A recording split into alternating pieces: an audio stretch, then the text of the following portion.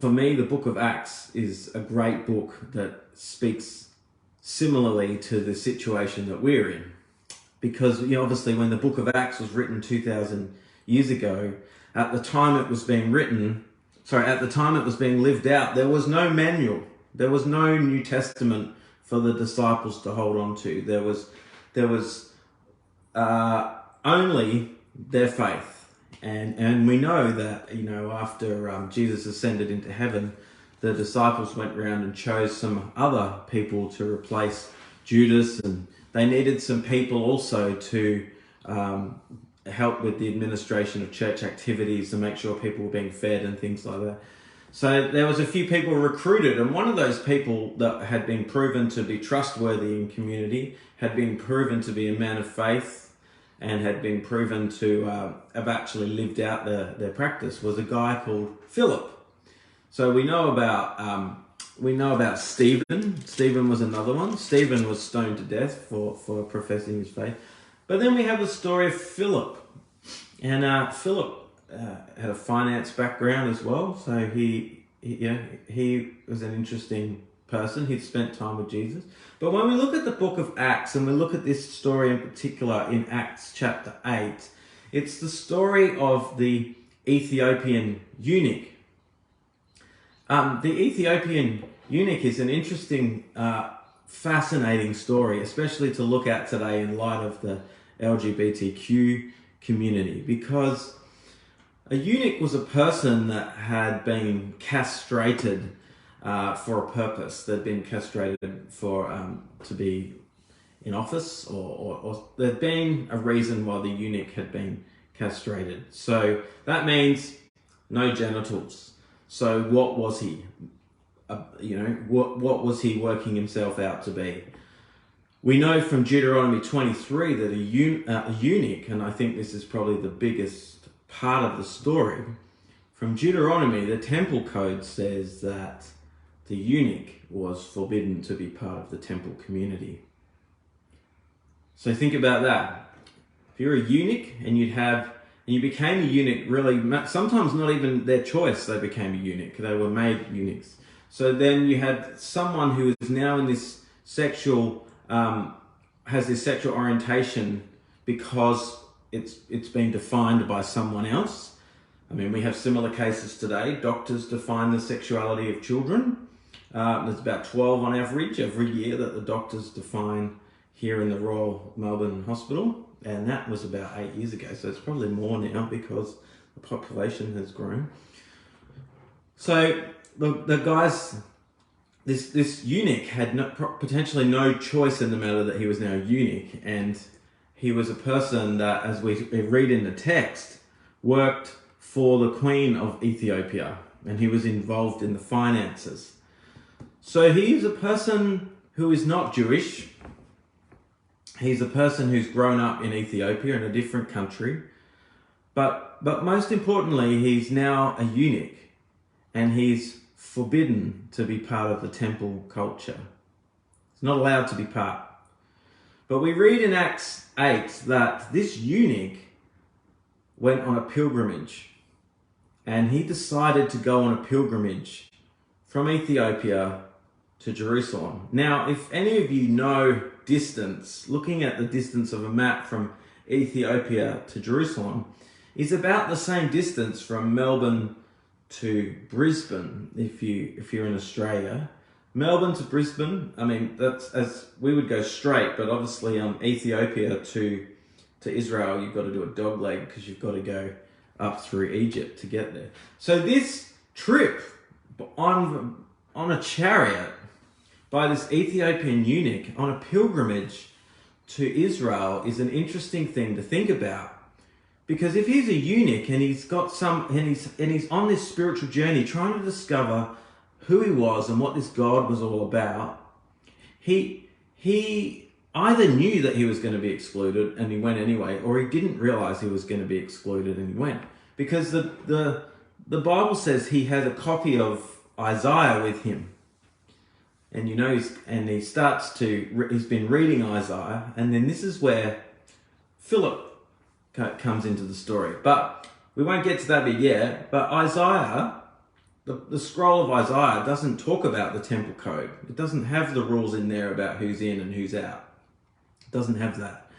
So this man has made a pilgrimage. This man has done whatever he could to get to Jerusalem to learn about this God of this text, Isaiah. And he's connected. He's connected with a passage.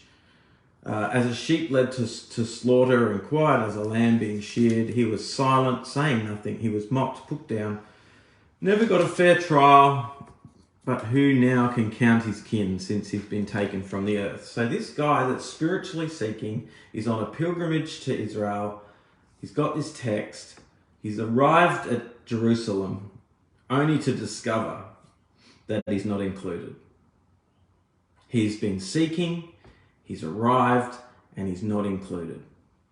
He's forbidden to be part of the temple practices. Now, that must have been a kick in the guts. He's an influential person too. He's the financial, perhaps second in charge of the government of Ethiopia.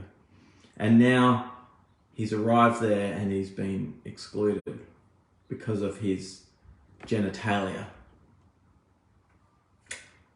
So thinking of that, it's an interesting time that we live in, isn't it? People are being excluded for their genitalia still today.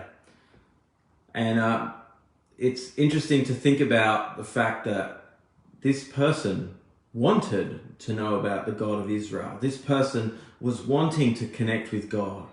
But he gets to the temple and he would have, it doesn't actually say in here that he was rejected, but the temple code says he would not have been allowed to have entered. So he would have got there and then come back. And it was on the way back. It was on the way back from Jerusalem. So this man had been on a pilgrimage, reflecting on it and trying to put myself in his shoes. He's on his way back to Ethiopia. The pilgrimage potentially was a failure. It was not what he was wanting. He was wanting to connect with God, and that didn't happen. But God was thinking outside of the box, wasn't he? He was thinking way outside of the box. And God was speaking to Philip. Now, Philip, we know in the story here, we know that he's been proven to follow Jesus. We know that his heart was open to God. Philip got a message from an angel that said, at noon today, I want you to walk over to the desolate road that goes from Jerusalem down to Gaza. Now, God wants Philip to walk to a desolate desert road in the middle of nowhere. That's weird. That does not make any sense. Why would God tell Philip to go to a road where there's hardly any traffic in the middle of nowhere? But what Philip did is he'd learned to trust Jesus, and he said, okay, well, I'm going to go. And he got up and went. And when he got to the area he was told to go to, the eunuch came down the road, coming back from Jerusalem. The eunuch had been on a pilgrimage and was returning to Ethiopia, where he was the minister in charge of finances. He was riding in a chariot and reading from the prophet Isaiah. So this is where we pick up the story. So he has this scroll of Isaiah, he's reading it through, and then the text says, the Spirit told Philip, walk alongside, get into the chariot. So running alongside, Philip heard the eunuch reading Isaiah and asked, do you understand what you're reading? Now let's just stop and imagine this scene for a minute. Okay? It's very weird. Philip has been told by God to go to this place, this desolate place, and then to wait. And then this guy has come down the road with a chariot, and now Philip is feeling prompted to go stand next to this person and ask the question, do you understand what you're reading? Now, the eunuch doesn't actually say to Philip, who the heck are you? Why are you talking to me? He actually just says, well, how can I understand it without some help?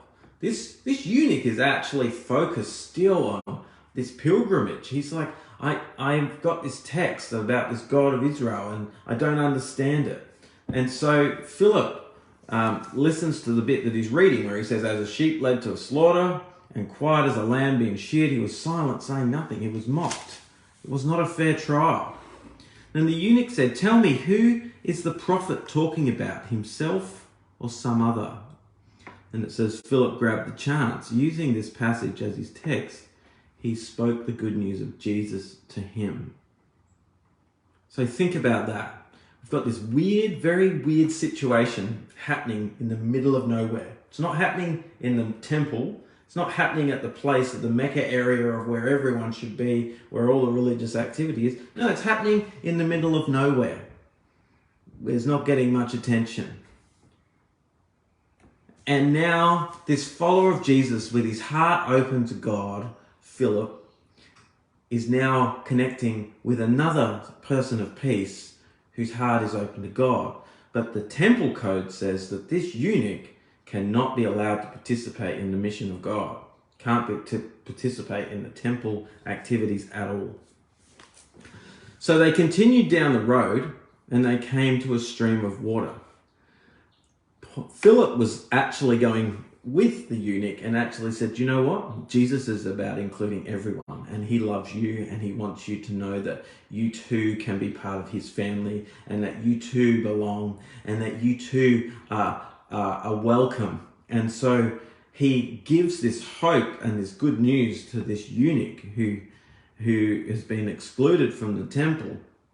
And just then in the desert, in this part of the desert, there is some water that emerges, which is probably a miracle in itself, you know? And then the eunuch is empowered and says, here's water, why can't I be baptized? So he ordered the chariot to stop. They both went down to the water and Philip baptized him on the spot. When they came up out of the water, the Spirit of God suddenly took Philip off, and that was the last the eunuch saw of him. But he didn't mind. He had what he'd come for and went down on the road as happy as he could be. What a beautiful story. He didn't get what he found, what he was looking for at the temple, because he was excluded from the temple. He found what he was looking for from a heart-filled follower of Jesus who was loving, open to the Spirit of God. Now, there wasn't a textbook like the book of Acts saying, Philip, you need to go now and love these people on that street at this certain time. No, Philip's heart was open to Jesus. Philip's heart was being guided by love. Philip had a heart of love and he wanted to share that. And he had open to the Spirit's guidance. Now, what had the Spirit just done? The Spirit had just contradicted the law. The Spirit of God has just contradicted the law, and the audacity of Philip to baptize this person who has been excluded from the law.